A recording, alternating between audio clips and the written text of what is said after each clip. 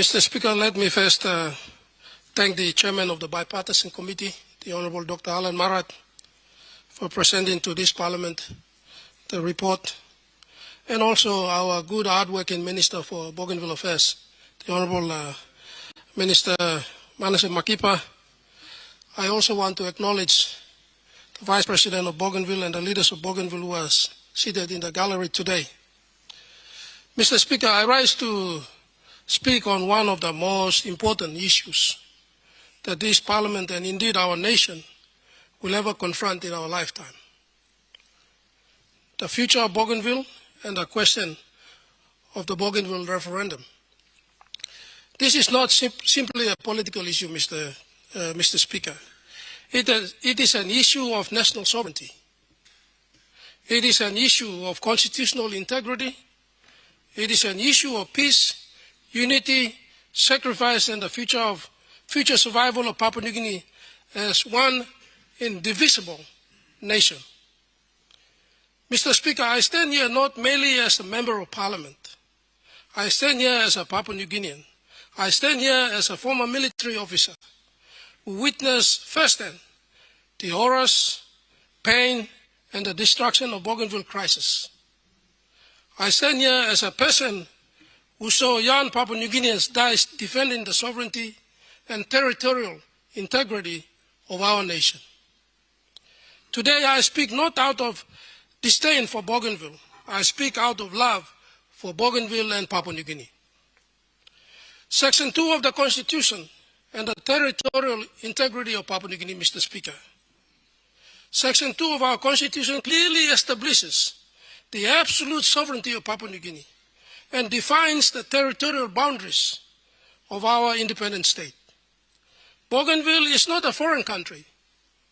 Bougainville is part of the absolute sovereign territory of Papua New Guinea, Mr. Speaker. When our founding fathers officially adopted our Constitution by Constitutional Assembly on August 15, 1975, which officially came into effect a month later on the 16th of September 1975, coinciding with our country's independence on that day, Bougainville formed part of the independent state of Papua New Guinea.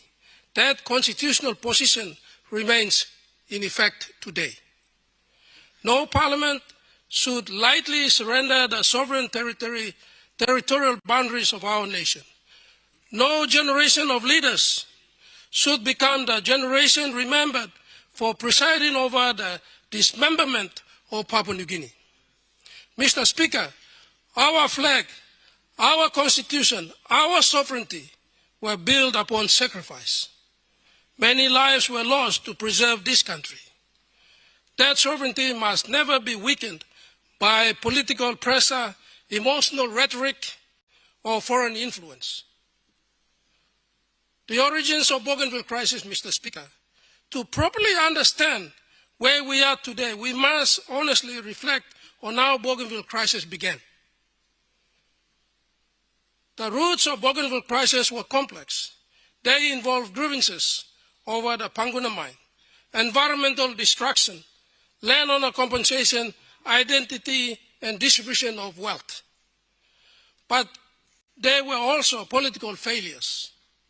The crisis escalated in 1998, during the period when the Pangu-led government was in power under the prime ministership of Sir Robin Namah.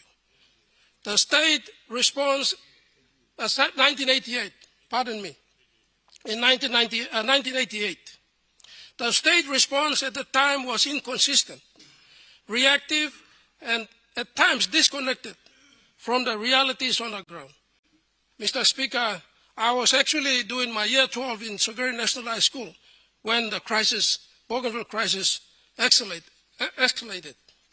The landowners wanted their fair share of wealth generated from Panguna mine and 10 million kina compensation for environmental pollution, especially on the Jaba River and the villages in the mine area. Instead, the government sent in riot squads, destroyed villages, assaulted women and children. That's when Bougainville men took up arms to defend their women folks, because most parts of Bougainville, or the island of Bougainville, a matrilineal society, and women are the stronghold of Bougainville society and communities. It was never about breaking away from Papua New Guinea, and that must be a very important basis for this debate. It was never about breaking away from Papua New Guinea. It was never about political independence. But the nation suffered greatly as the conflict escalated into a civil war. Thousands of innocent lives were lost. Entire communities were destroyed. Families were divided. The economy suffered. The Papua New Guinea Defense Force, police force, correctional services institutions suffered. Bougainvilleans suffered. Papua New Guinea as a country suffered greatly. There were no winners at the end, Mr. Speaker. There were only survivors.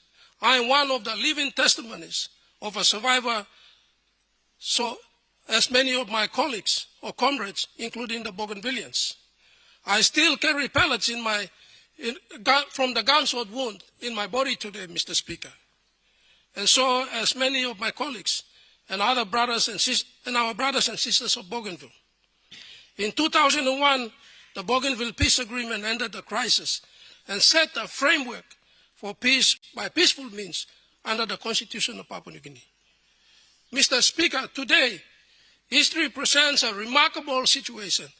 The same political party once again finds itself at the center of determining the future of Bougainville. Under our Prime Minister, Honorable James Marape, the government now faces the responsibility of deciding whether the territorial boundaries of Papua New Guinea should remain intact or be permanently altered. I want to take this special moment in history to thank our Prime Minister, Honorable James Marape, for his bold leadership to finally bring in this matter to Parliament with a resolve to permanently put this matter to an end.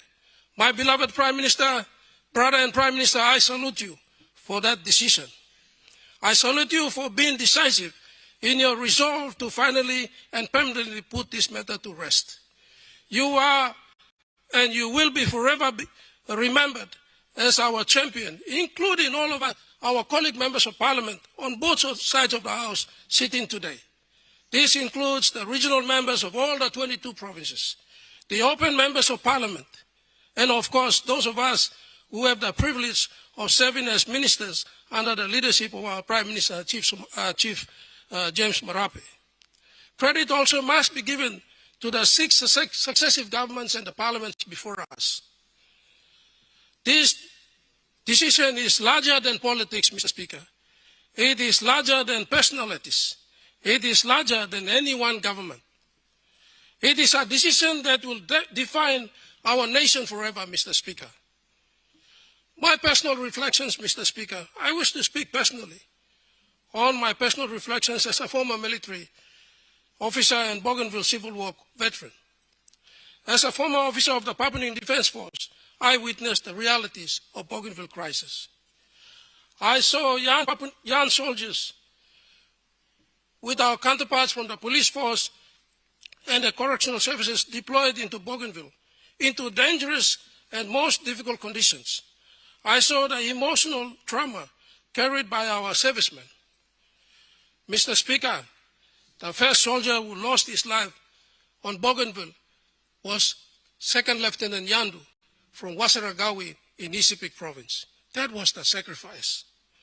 Mr. Speaker, I saw resistant fighters who fought alongside Papua New Guinea Defense Force soldiers to protect the constitutional sovereignty and territory of our country. Mr. Speaker, I saw young soldiers die in Bougainville. War, Mr. Speaker, war is not a theory. War is not politics. War is human suffering. Many who spoke before me, who spoke today, and who will speak later in this Parliament, Mr. Speaker, were not there. Many did not carry weapons. Many did not bury friends. Many did not witness the pain endured by both Bougainvilleans and members of the security forces. I did, Mr. Speaker. I also reflect on the Sandline affair, or the Sandline crisis, as we all know. The Sandline crisis represented one of the darkest constitutional moments in our nation's history. The decision to engage foreign mercenaries to interfere in Bougainville created a dangerous constitutional and political crisis. Had the mercenaries got on Bougainville, the situation would have been more bloodier than it was already. I believe some of the Bougainvillean leaders, including President Ismail Torahoma, and Ezekiel Massad, and others, would probably not be alive here today. That's a fact. These mercenaries were ruthless and merciless and follow no rules of war. Had the mercenaries got on Bougainville, situation would have been worse. At that time, many of us believed strongly that Papua New Guinea's sovereignty and democratic institutions were being undermined. The nation stood at the edge of instability. My colleagues, Major Walter Enuma, Captain Bola Renagi, Colonel Max Aliale, Major Charlie Andrews, late Captain Boris Ageda, late Captain Phil Emack, late Lieutenant Colonel Michael David, Captain James Pima, Captain Paul Boga, Major General Jerry Singrock, Lieutenant Linus Osaba, just to name a few. Mr. Speaker, we all participated to save the lives on Bougainville because we love the Bougainvilleans. I salute those of my colleagues for the bold stand we took to remove the mercenaries from our country. I believed our nation prevented further bloodshed and devastation on Bougainville, but we were banished to Bomana maximum security prison, only to be later released on parole and after serving 2.5 years in jail, and later given unconditional pardon by the Queen of England through advice from the head of state of Papua New Guinea on the 15th of September 2005. Mr. Speaker, we did it for national unity. We did it for peace and for harmony and for the love of Bougainville and Papua New Guinea. Mr. Speaker, I want to take this special moment also to thank the National Alliance-led government under the Somare Taimu government for my freedom and the freedom of my two colleagues. I want to also thank the Honorable Dr. Sepuka Temu, the Honorable William Duma, who was then the chairman of the Power of Mercy Committee, Mr. Patrick Purites, late Dr. Lawrence Kalino, and Moses Maladina for the freedom that they have given me and two of my colleagues. I salute you for that decision. Mr. Speaker, in March 17, 1997 was a moment in history that the country stood together in unity amidst diversity, or our complex diversity, to save our brothers and sisters on Bougainville. The public servants, the three security forces united, the university students, the NGOs led by the human rights lawyer and activist, Mr. Paul Spakov, now the governor of NCD, the Honorable Paul Spakov, Petty Lafanama, Father Lack. These are all men that stood with the soldiers, united in one nation, one country, one people, to reject the mercenaries from Bougainville, from going to Bougainville, because we believe it was morally and ethically the right thing to do. Mr. Speaker, these mercenaries are not ordinary soldiers. They are ruthless and merciless killers. The government's bad decision took us 72 hours to arrest all the mercenaries and deport them from our country because of our love for our people on the island of Bougainville, to save 360,000 people on Bougainville. Mr. Speaker, March 17, 1997 will go down in history as the day when the entire nation stood together in unity to say no against the government's decision to hire mercenaries to go to Bougainville. History may not have clearly recognized and articulated the genuineness of our role in Sandline crisis, but history will certainly acknowledge Sandline crisis as the catalyst for the start of the Bougainville peace process. The lesson from Sandline must never be forgotten. Bougainville issues cannot be resolved through force, foreign manipulation, emotional blackmail, or political intimidation. They must be resolved through the constitutional, lawful process and the preservation of our national sovereignty. Mr. Speaker, I will now speak on the referendum result, whether it reflects the true wishes of all Bougainvilleans. Mr. Speaker, we are constantly reminded that 97.7% voted in favor of independence during the referendum. But this Parliament must carefully examine whether that result truly represents a fully informed, free and fair, balanced reflection of the wishes of our people. Mr. Speaker, referendum occurred after decades of conflict, political messaging and emotional trauma. Many Bougainvilleans understandably carry historical grievances. However, we must ask ourselves questions. Were all viewpoints equally represented? Were those supporting continued autonomy within PNG given equal voice? Did fear, historical resentment, and political pressure influence the outcome? Did the referendum fully account for the long-term economic realities facing Bougainville? Mr. Speaker, this Parliament must also consider many Bougainvilleans who continue to identify themselves proudly as Papua New Guineans. There are many who value continued partnership with Papua New Guinea.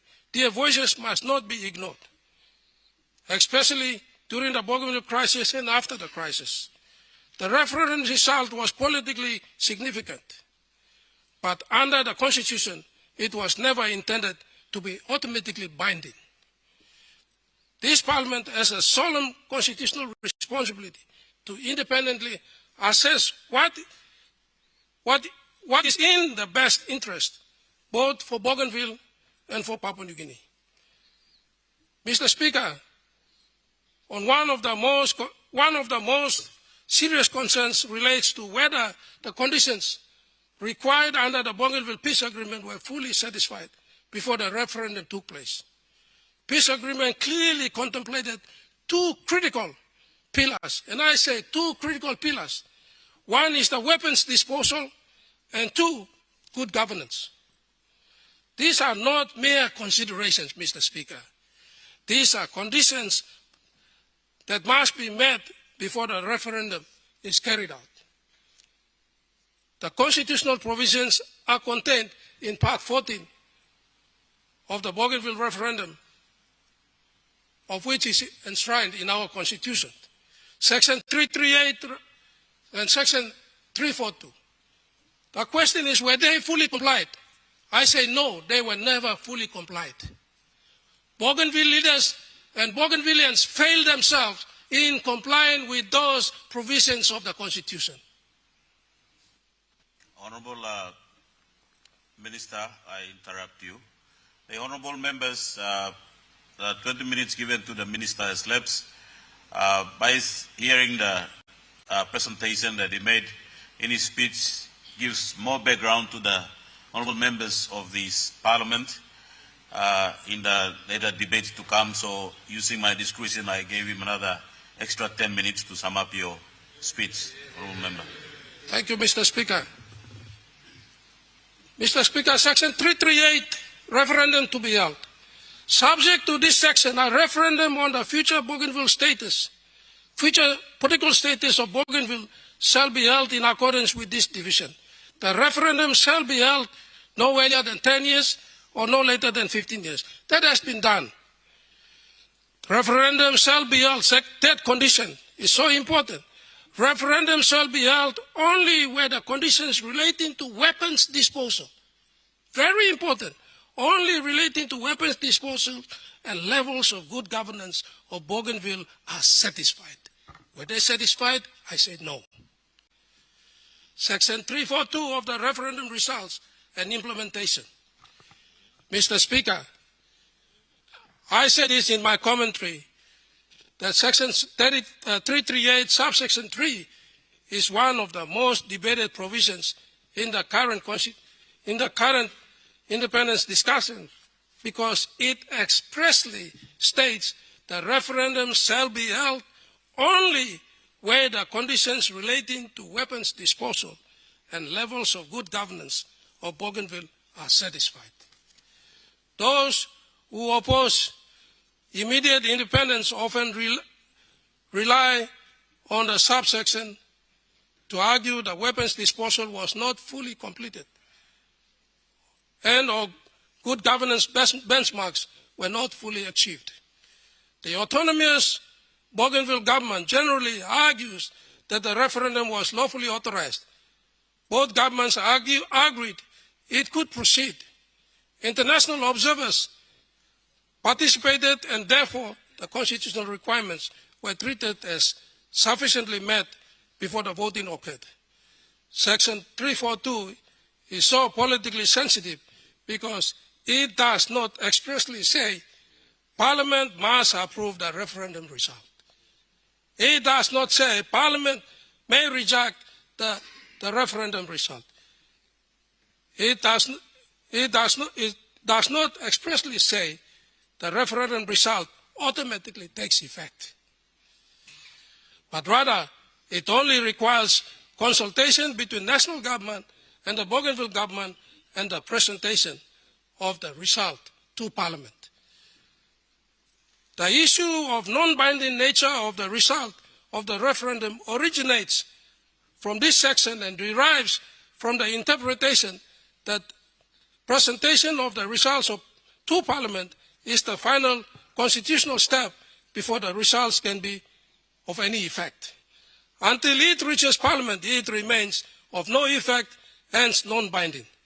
Mr. Speaker, can anyone honestly stand in this Parliament and say that all weapons were fully disposed of in Bougainville?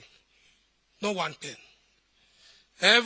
Even today, concerns remain regarding the presence of firearms and armed elements in parts of Bougainville, including the so-called Megamui Defense Force in Panguna, Kongara, Kieta, and Arava areas. I know this because I have been there.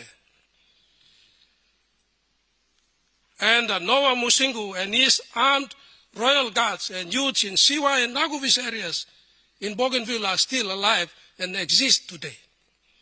This is a serious matter, Mr. Speaker. The peace agreement did not envision a referendum occurring under conditions where weapons concerns remained unresolved. I believe the so-called weapons disposal exercise was done in haste to meet the approaching closing window of opportunity for the referendum to be held, and was conveniently glossed over with the presence of so-called international observers or supervision. There was never a true weapons disposal on Bougainville. Bougainville leaders and everyone know it. They know the weapons are still in Bougainville. And so we failed that condition prescribed under the peace agreement and the Constitution. Don't come to this Parliament and cry when you have failed. And so, Mr. Speaker, secondly, questions remain regarding governance standards. Internationally acceptable standards of governance require strong institutions, effective rule of law, accountability, transparency, financial integrity, stable security arrangements, and effective public administration. This Parliament must honestly assess whether the standards have been fully achieved. For example, I want to see all the Auditor General's report on financial performance of ABG since 2005 to understand financial integrity of the autonomous region of Bougainville. I want to know why Noah Musingu, a fugitive wanted by the law in this country, has not been arrested by the Bougainville Police Service. Noah Mosingo continues to operate His Royal Highness and Kingdom of Papala in Bougainville. Where is the demonstration of effective rule of law on Bougainville and by the Bougainville leaders? Where is the performance report of ABG public service demonstrating effective administration, service delivery, and economic development since 2005, Mr. Speaker? Mr. Speaker, the issue before us is not whether Bougainvilleans deserve respect. They do. We have given them. We have fought for them. We died for them. We got rid of mercenaries because we love them. The issue is, have they met those requirements? The issue is whether the constitutional conditions agreed under the peace agreement were fully satisfied before any move toward referendum and independence was made. I submit that they were not fully complied with. Recent pronouncement and military-style symbolism by the leadership of Bougainville. I will say it. No one will say it. I will tell them. Because I have operated in Bougainville. The recent developments, recent public announcements and appearances by the President, Ismail Toroama, including references to himself in terms of associated with Commander-in-Chief authority and appears in military-style attire, raise very serious security concerns. What Bougainville Defense Force is this President of Bougainville talking about? Papua New Guinea has only one lawful defense force under the Constitution and one commander of the defense force that reports to the National Executive Council. Mr. Speaker, any political symbolism, language or conduct that suggests the existence of a separate military authority within Bougainville risks undermining both the peace agreement and the constitutional order of Papua New Guinea. Mr. Speaker, Bougainville Peace Agreement was founded upon demilitarization, was founded upon reconciliation and peaceful constitutional engagement. Any movement towards militarization, military symbolism, or separatist military posturing is dangerous and irresponsible. It is therefore unconstitutional for ABG to have its own defense force. Yet it is clear to me that ABG has demonstrated no respect whatsoever for the sovereignty of the national constitution and the peace agreement. The ABG and its leadership have gone ahead with undertakings on Bougainville as if they are already an independent state. This is utterly unacceptable and must not be taken lightly by this Parliament. This is an act of sedition. The President must be summoned and held accountable for his actions. No one will tell him. I am telling him. This Parliament must send a clear message that the sovereignty of Papua New Guinea cannot be challenged through symbolism, intimidation, or parallel claims of military authority. I call for national unity, Mr. Speaker. Papua New Guinea is already a nation of immense diversity. Our strength has always been unity within diversity. Only recently, on the 18th of May this year, the President of Autonomous Region of Bougainville is seen officiating in a fully dressed military uniform on the Remembrance Day in Arawa and claiming himself as the chief of the Bougainville Defense Force. Mr. Speaker, since when did Bougainville adopted its own constitution and became independent? This clearly demonstrates that Bougainville leadership has no regard and respect for the Bougainville Peace Agreement. No wonder why the elements of Bougainville Revolutionary Army, the so-called Megamui Defense Force, have not fully complied with Section 338 and Section 342 of the Constitution for total surrender and disposal of the weapons. Section 338 and Section 342 of the Constitution have not been fully complied and implemented, rendering this referendum process result unconstitutional, Mr. Speaker. I repeat it again. Since Section 338 and Section 342 of the Constitution have not been fully complied with and implemented, this renders this entire referendum process and result unconstitutional. This is not a time for emotional decision-making. This is not the time for political games, Mr. Speaker. This is the time for the call of leadership in this parliament. Mr. Speaker, Bougainville is part of Papua New Guinea. Bougainvilleans are our brothers and sisters. Their grievances must continue to be addressed through autonomy, through development, reconciliation, and partnership. But independence is not the answer. The answer is deeper national unity. The answer is constitutional stability. The answer is meaningful autonomy within one sovereign Papua New Guinea. In conclusion, Mr. Speaker, after careful reflection on the Constitution, the territorial integrity of Papua New Guinea, the incomplete conditions surrounding the referendum, the unresolved weapons disposal concerns, the governance challenges, recent developments that threaten the spirit of peace agreement and the Constitution of Papua New Guinea, I state categorically today, for and on behalf of myself and the peace-loving citizens of Vanimo Green River electorate and Greater Papua New Guinea Party, that this Parliament must reject outright the Bougainville referendum result due to the fact that they have not met the conditions of the Bougainville Peace Agreement and the Constitution under Section 338, subsection 3. Let us preserve peace. Let us preserve unity. Let us preserve absolute sovereignty handed down to us by our founding fathers at the independence in 1975, on the 16th of September 1975. History will judge the decisions we make today, Mr. Speaker, on this floor of Parliament. May we act not in fear. May we act not in anger. May we act with wisdom and courage and unwavering commitment to one united Papua New Guinea. May our Creator God, the Almighty, bless our motherland, Papua New Guinea, as established and defined under Section 2 of our Constitution, Mr. Speaker. Thank you, Mr. Speaker.